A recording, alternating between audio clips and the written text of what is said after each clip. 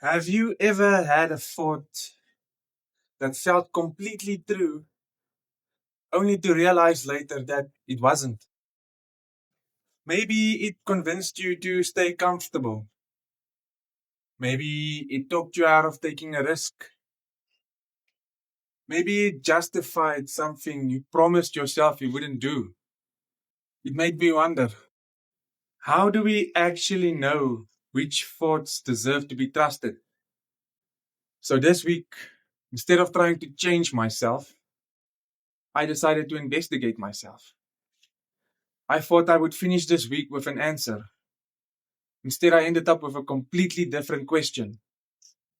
I started Monday expecting my head to be full of thoughts, but I mostly found silence.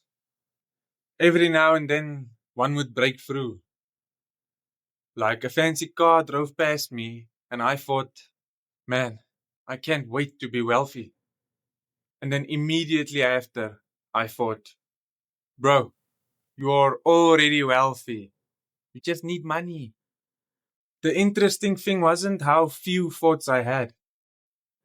It was that the same few kept coming back.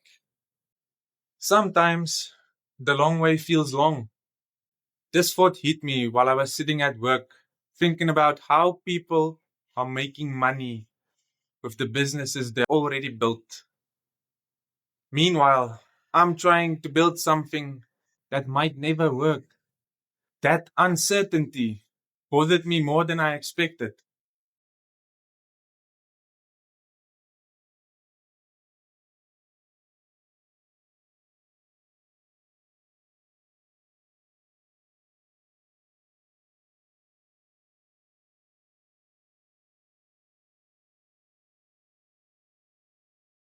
Fuck yes, I will be.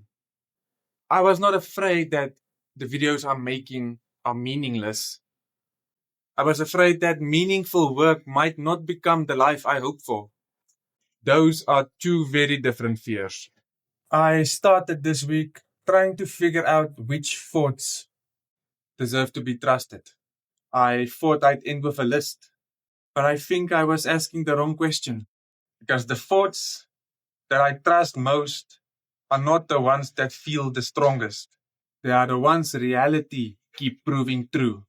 Not because they make me feel good, because they've earned my trust through experience. Maybe that's what self awareness really is.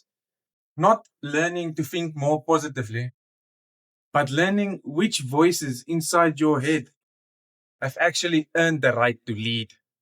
This week's investigation didn't answer my question, it raised another one.